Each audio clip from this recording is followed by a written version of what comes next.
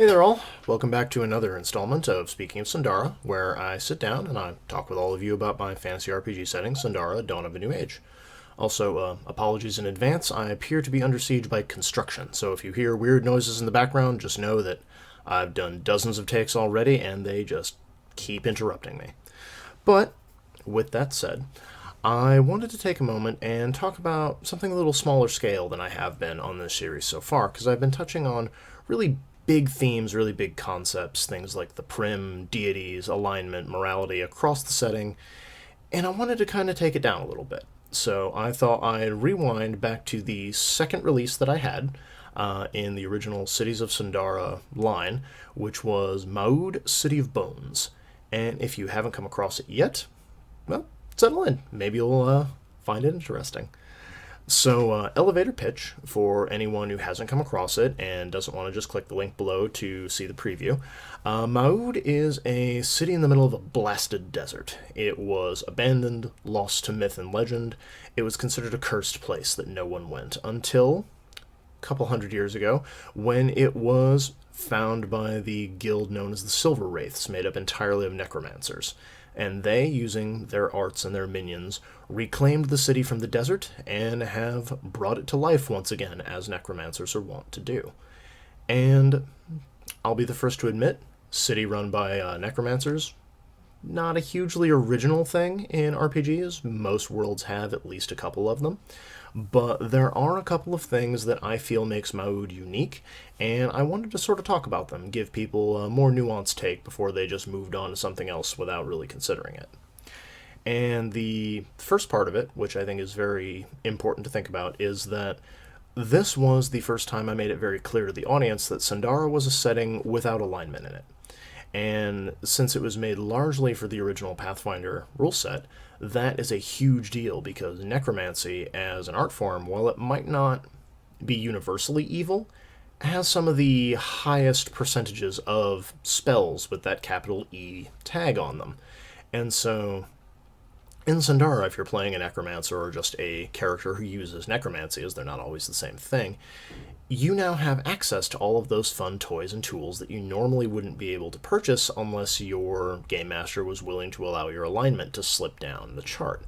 And this gives a lot of opportunity as well for moral discussions on necromancy, because since good and evil are no longer universal constants, you have legitimate conversations regarding when is it okay, where do you draw the line, what are your goals, and that's sort of the purpose that the Silver Wraiths exist for, because as a guild, they have all sorts of rules and laws about what forms of necromancy are acceptable, when it's acceptable, and what sort of professional standards you have to meet in order for this art to be more widely accepted. So, for example, if a member of the guild, or just someone operating in the city, because it operates under guild law, wants to create their own undead, they can't just randomly steal bodies and do it. You have to have proof of acquisition. This might mean that they find someone and make a bargain for them. Pay them now, and then after death, their body will be their property to turn into a predetermined servant. It might also mean that you find someone and you pay their surviving family for use of their remains. And depending on a NPC's religion or the needs of the situation, that could lead to all sorts of interesting moral quandaries.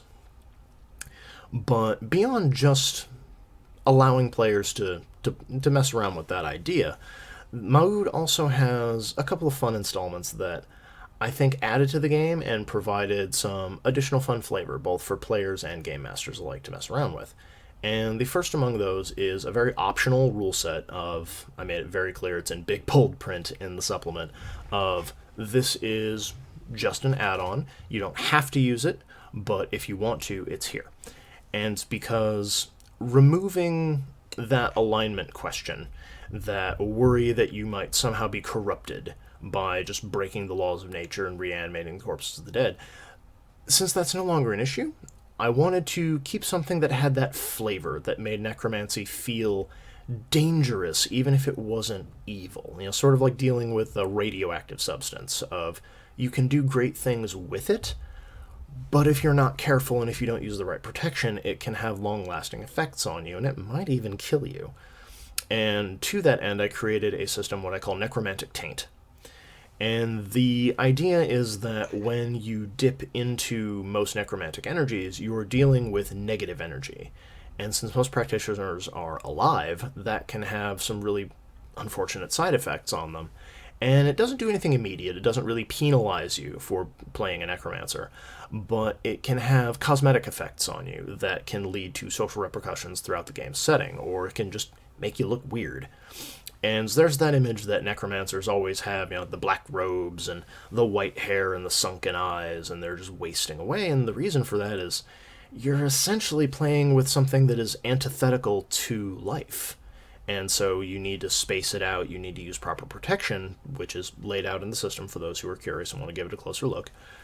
But I thought it was a fun way of keeping that edge that necromancers have without making it necessarily a wicked one. It's just someone who deals with a potentially very dangerous form of magic, and you have to trust them to know when to enact the ritual and when to move on and find another method. And the last thing, which was for people who don't even want to play spellcasters, really, I introduced a new species in Moüd for players, and I called them the Half-Deads. And the elevator pitch for the Half-Deads is they're basically an undead version of tieflings. It's what happens when the energies of undeath change you. And it might happen in the womb, it might happen when you're very young, it might happen as a result of something that occurs when you're older.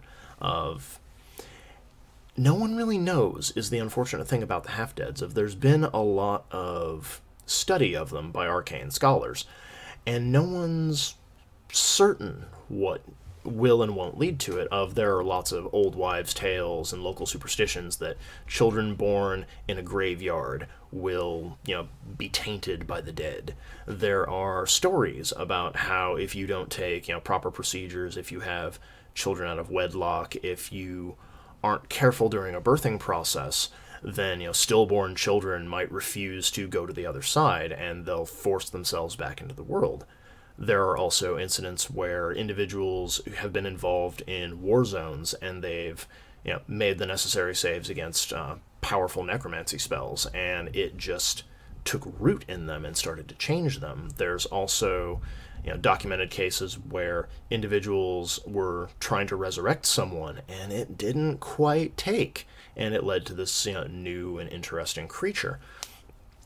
And in addition to just the general thing where you have your stat boosts and your spell-like ability and the stuff that you would normally get, same as you would have for a tiefling setup, there's different varieties of half-deads that are sort of connected to different types of undead. You have your black bloods, your white souls, your lichkin, your breath stealers, and each of them provides you some sort of a fun way you can mess around with the idea of ask what led to this, even if you don't know, like, what were the circumstances of your birth? Is this something that happened to you much later?